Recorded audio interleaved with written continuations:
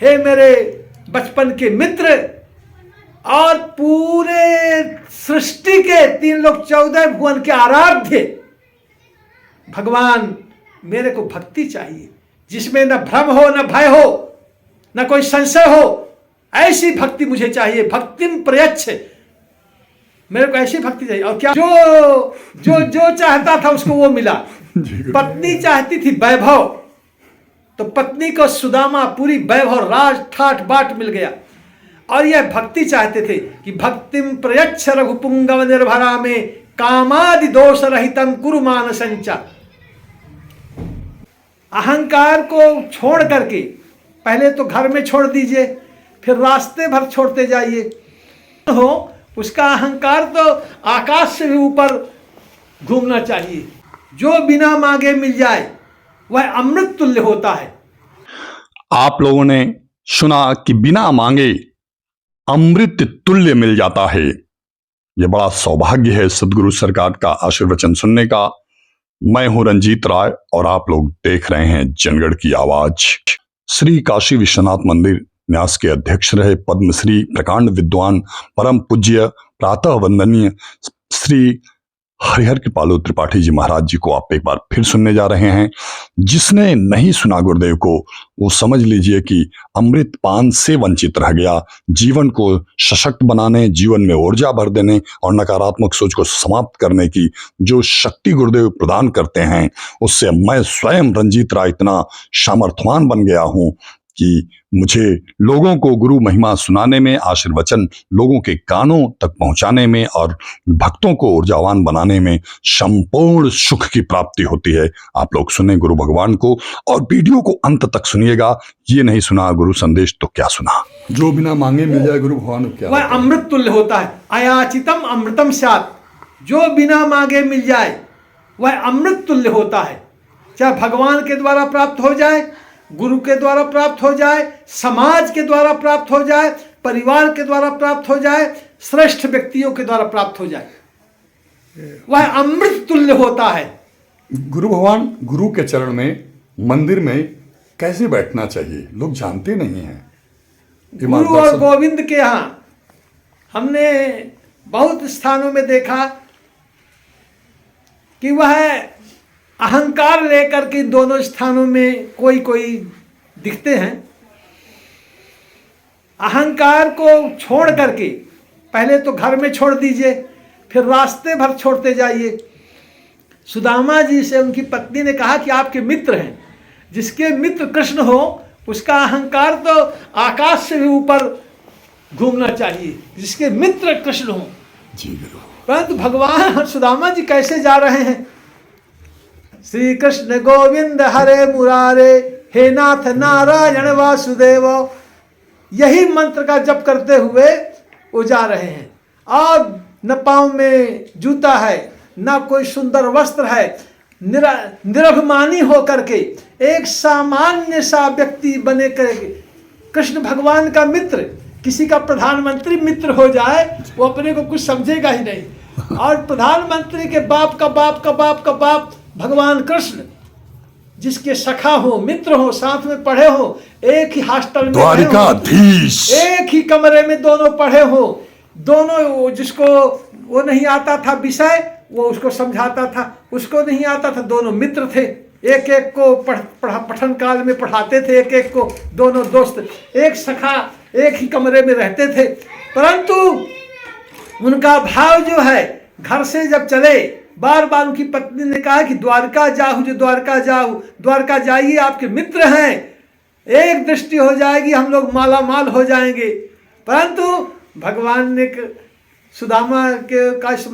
सुदामा ने भगवान का स्मरण किया और उन्होंने कहा कि सबसे बड़ा माल तो गुरु और गोविंद है, इससे बढ़ के माल संसार में कोई नहीं है। ये दोनों अनीश्वर हैं, इसका कभी नष्ट नहीं होते हैं और सब नाशवान है। तो नाशवान चीज क्या मांगना? सुदामा ने कुछ मांगा ही नहीं। जब ये मांग लेना, वो मांग लेना, क्योंकि भिक्षा से उनका भोजन चलता था। जो भिक्षा से प्राप्त होता था वही सुबह सायंकाल भोजन बनता था सुदामा के घर में। कुछ भी नहीं मांगे और मिल सब गया। जो पत्नी ने मांगा सुदामापुरी बस गई, राजमहल। और जो सुदामा ने अंतःकरण में ध्यान किया, भक्ति सुदामा को मिल गई। जो जो जो चाहता था उसको वो मिला। पत्नी चाहती थी वैभव, तो पत्नी को सुदामा पूरी वैभव, राज, ठाट बाट मिल गया। और यह भक्ति चाहते थे कि भक्तिम प्रयच्छ रघुपुंगव निर्भरा में कामादि दोष रहितम कुरु मानसंचा। भक्तिम प्रयच्छ, हे भगवान, हे मेरे बचपन के मित्र और पूरे सृष्टि के 3 लोक 14 भुवन के आराध्य भगवान, मेरे को भक्ति चाहिए जिसमें न भ्रम हो, न भय हो, न कोई संशय हो। ऐसी भक्ति मुझे चाहिए। भक्तिम प्रयच्छ, मेरे को ऐसी भक्ति चाहिए। और क्या हो उसमें? कामादि दोष रहितम, जितने भी काम, क्रोध, लोभ, मोह, मद, मात्सर्य, अहंकार, कुछ भी ना उसमें हो, उस भक्ति में केवल समर्पण हो, केवल समर्पण हो। तो उसका फिर मैं क्या करता हूं? योगक्षेमो वहाम्यहम्, उसका योगक्षेम मैं स्वतः वहन करता हूं। भगवान ने कहा अनन्यास चिंतयन्तो माम ये जनाः पर्युपासते तेषां नित्याभियुक्ता माम योगक्षेमो वहाम्यहम्। जो अनन्य भाव से मेरी उपासना करता है, जिसमें कोई भी अहंकार नहीं, काम नहीं, क्रोध नहीं, लोभ नहीं, मोह नहीं, मद नहीं, मात्सर्य नहीं, ईर्ष्या नहीं, द्वेष नहीं, केवल उसके जीवन में गुरु और गोविंद, बस उसका भगवान ने कहा कि योगक्षेमो वहाम्यहम्, उसका योगक्षेम मैं स्वतः वहन करता हूं। कितना कष्ट प्राप्त किया सुदामा और उनकी पत्नी ने, परंतु उसका परीक्षण पूरा हो गया भगवान कि उसके बाद भी भगवान को नहीं छोड़ा सुदामा ने, और धन धान्य भी नहीं मांगा। परीक्षा में पास हो गए और सब भर दिया। बस एक तू ही रह जाएगा धनवान, बस। शीघ्र है। तो कामादि दोष रहितम कुरु मानसंचा, मेरा जो ये मानस है, मेरा जो हृदय है, ये कामादि दोष से दूर हो जाए। इसमें काम, क्रोध, लोभ, मोह, मद, मात्सर्य, ईर्ष्या, द्वेष, षड्यंत्र, प्रपंच, सबसे मुक्त मेरा मानस पटल हो जाए, जिसमें मेरे आराध्य गुरु और गोविंद हो।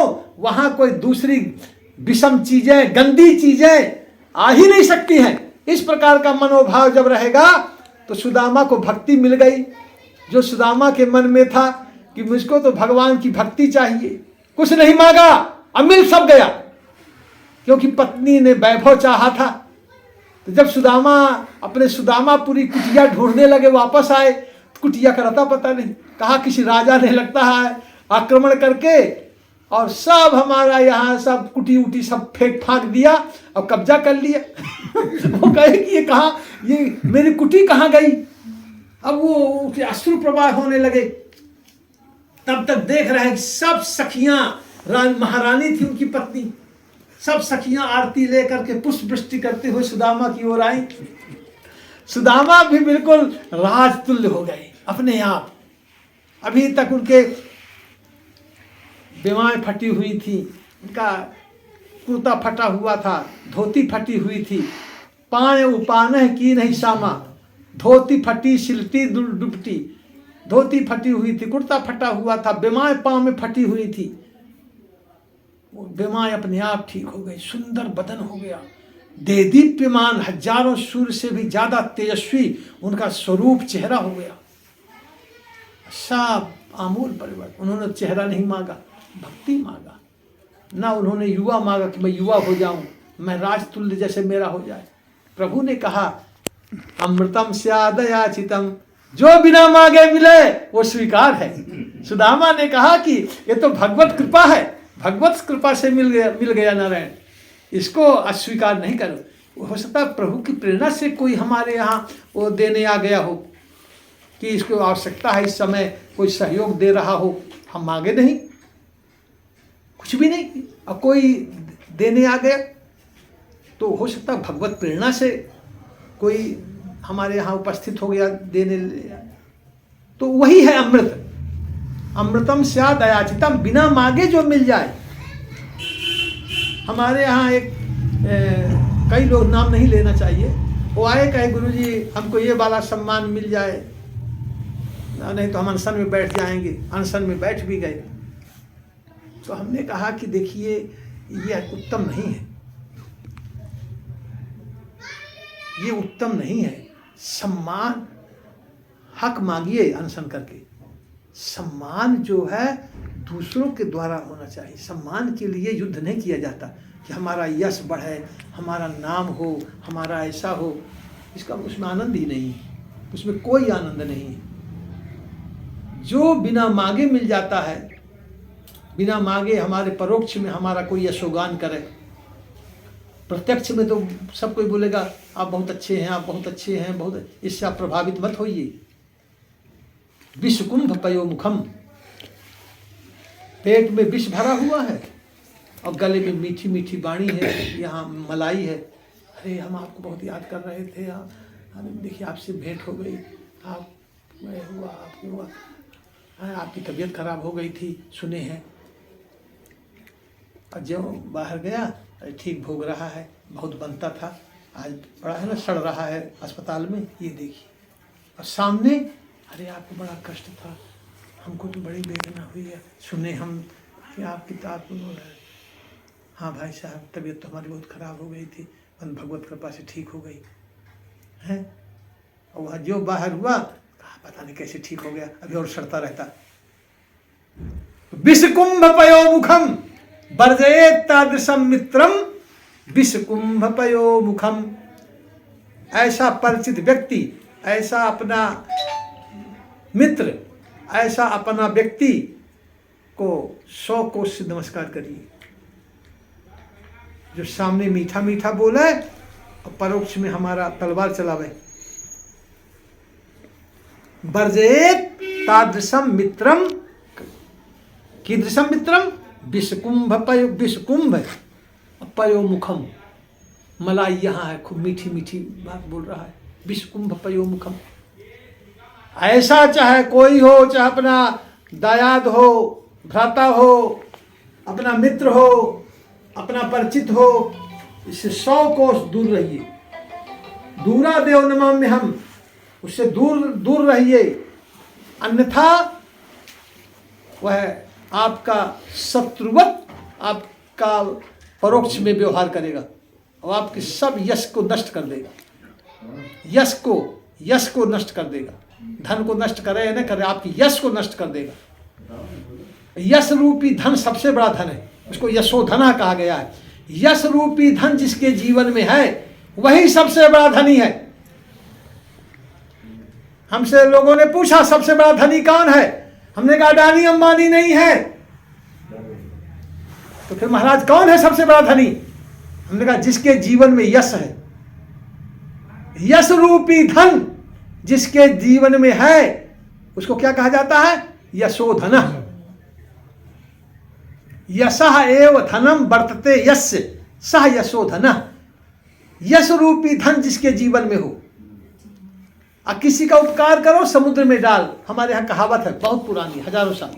आप किसी का उपकार कर दिए, किसी का कल्याण कर दिए, किसी की आजीविका में आप सहयोग कर दिए, किसी को आप मार्ग बता दिए कि कैंट से गुरु जी के यहाँ जाना कैसे जाएं, तो महाबूरगंज चले जाओ, मड़ुआडी स्टेशन जिसका नया नाम बनारस हो गया है, थोड़ा दूर जाएंगे 2 फरलांग तो वहाँ ओवरब्रिज समाप्त होता है, वहीं से बाएं अंदर 18 भुजा मंदिर है। आप बता दीजिए, भूल जाइए कि हमने बताया था इनका, तो आप उपकार कर दीजिए, जो हमारा कर्तव्य है जो, परंतु आप उसका बदला मत चाहिए कि इसकी बदली में कर। हमारा कर्तव्य था, हमने मानव थे, कर दिए न रहे। अगर आप उसका सोचें इसका कुछ विनिमय मालूम हो तो आप दुखी हो जाएंगे। संसार में दुख का कारण एक ये भी है कि हमने इसका ऐसा किया, बताइए आज हमारे विरोध में खड़ा है, आज ये बताइए हमने इसका ऐसा किया था इसके आपत्ति काल में हम शांत खड़े थे। अरे खड़े थे, हमारा कर्तव्य था। अब इसमें कोई रोने गाने की जरूरत थोड़ी है, हमारा कर्तव्य था। कोई अन्यायी व्यक्ति न्याय वाले को परेशान कर रहा है, हम रास्ते में जा रहे हैं, अरे भाई साहब क्यों मार रहे हो उसको, तो कुछ नहीं आपका कर रहा, वो हमने स्वाभाविक उसका सहयोग कर दिया न्याय वाले का। परंतु अगर कृतज्ञ होगा वो व्यक्ति, कभी हम मिलेंगे तो कहेंगे भाई साहब आप नहीं होते तो बड़ा दुष्ट था, हमको मार के रद्द कर देता। अगर कृतज्ञ होगा तो, अकृतज्ञ होगा तो वहां का मुंह फेर लेगा, वो पहचानता ही नहीं हमको, वहां का मुंह फेर लेगा ऐसे। यहाँ एक व्यक्ति बैठा हुआ था, एक बार अनभिज्ञ में आया तो नाम ले रहा था उनका, विजय मणिकुल के साथ पहली बार आया। एक बार प्रत्यक्ष भेंट हो गई यहाँ तो जल्दी से भाग गया, 1 सेकंड नहीं रुका, यहाँ जल्दी से भाग गया। अभी 7-8-10 दिन पहले गेट खोल दीजिए, कोई बात आए अंदर आए। तो जल्दी से वो भाग गया और उसने, हम अनुभव करते हैं सब, उसने औपचारिकता भी नहीं पूरी किया। औपचारिकता होती है ना कि ठीक है अब आप आ गए, बहुत अच्छा, अब हम लोग चल रहे हैं, हम लोग देर से बैठे हैं भाई साहब, और ये औपचारिकता होती है। थोड़ा सा 1 सेकंड बात करना वाले, इसको औपचारिकता कहते हैं, नहीं भी अंतःकरण से सही। हाँ, तो एक औपचारिकता होती है। गुरुदेव यही गाना इनका बज रहा था रंजीत भैया का, निकल गया जो काम तो पहचानते नहीं। यह तो अब आप पहचानने की इच्छा मत रखिए, यही हम कहना चाहते हैं। जो आप बोल रहे हैं कि पहचानते नहीं, यही जानते हैं, यही मानसिक वेदना देगा कि हमको पहचानता है। हमारा कर्तव्य था, हमने उस समय वहां पर हम खड़े हो गए, हमने अपना कर्तव्य सब पूरा किया, उसके विनिमय में हमको कुछ नहीं चाहिए। अगर चाहने का भाव रहेगा तो मानसिक वेदना होगी, कष्ट होगा। तो और बिना मतलब का कष्ट, कुछ भी उसमें बिना मतलब का, क्योंकि हम वो पाल रखे थे दिमाग में कि इस प्रकार का उससे नहीं आशा रखी जाती, और आज इस प्रकार का उसने कर दिया। तो तात्पर्य ये हुआ कि हमारा जो कर्तव्य है वो हम निष्ठापूर्वक कर्तव्य कर दें, और जो बिना मांगे मिल जाए। परंतु 2 जगह आया है कि मुझे मांगने में लाज आती नहीं। एक मऊ का सुनील अग्रवाल एक भजन सुनाता है, तो वो कहता है कि गुरु और गोविंद से मांगने में कोई लाज नहीं आनी चाहिए। सब संसार में, संसार के व्यक्तियों से मत मांगो। ये संसार का व्यक्ति एक तो देगा नहीं, और संसार में यही कहेगा कि अरे हमसे तो ऐसा मांग रहे थे, हमसे तो ऐसा मांग रहे थे। परंतु 2 जगह है आया कि लाज नहीं आनी चाहिए। यद्यपि वो 2 जगह नहीं भी मांगोगे तो भी मिलेगा, तब भी मिलेगा, धारा प्रवाह मिलेगा। बोलिए सदगुरु सरकार की जय। धारा प्रवाह मिलेगा। फिर भी आया है कि वहां कहना चाहिए, अपने व्यथा को वहां कहना चाहिए। जैसे बच्चा, छोटा बच्चा बन के आप कहिए बात को, छोटा बच्चा बन के, छोटा बच्चा को भूख लगती है तो रोता है, तो माँ जान लेती है इसको भूख लगी है, और तुरंत आकर के उसको स्तनपान कराती है या दुग्धपान कराती है कि वो बालक हमारा भूखा है। तो नहीं कहेंगे तब भी वहां जान लिया जाएगा, और जितना आप नहीं चाहेंगे उससे ज्यादा भी आपको प्राप्त हो सकता है। परंतु हमारे ऋषियों ने, मुनियों ने, महापुरुषों ने और अंतर्यामी लोगों ने कहा कि नहीं, 2 जगह कह सकते हो, वहां लाज नहीं आनी चाहिए। सुन हट रही हैं लोग, सब बांटने रही हैं। कोई ये संसार के व्यक्तियों से कहीं मत कहो, संसार के आदमियों से। ये तो सामने तो दुख व्यक्त करेंगे, बाहर कहें अरे ठीक हो रहा है, ठीक परेशान है, आनंद उठाएगा बहुत, तो उनसे मत कहो। सुन हट रही हैं लोग, सब बांट रही हैं कोई। तो आया कि केवल 2 जगह बोलो, गुरु गोविंद से बिना लजाए, बिना संकोच किए मांगो, पर 2 ही जगह मांगो, संसार से नहीं। और जब यह 2 लोगों का आपके साथ जुड़ाव हो जाएगा, लगाव हो जाएगा, तो आपको कोई कमी मालूम नहीं होगी।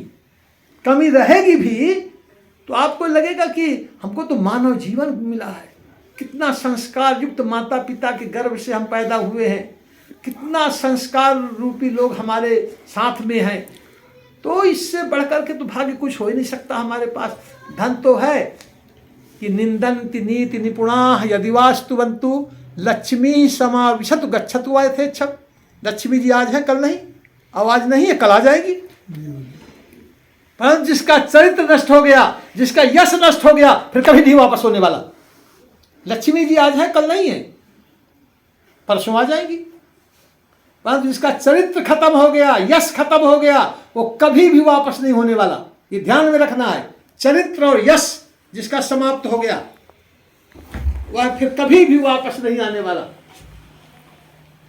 इसलिए प्रत्येक मानव को अपने चरित्र को, यश को अपयश में बदलने से हर क्षण बचना चाहिए, हर क्षण बचना चाहिए। ओम शांति शांति शांति।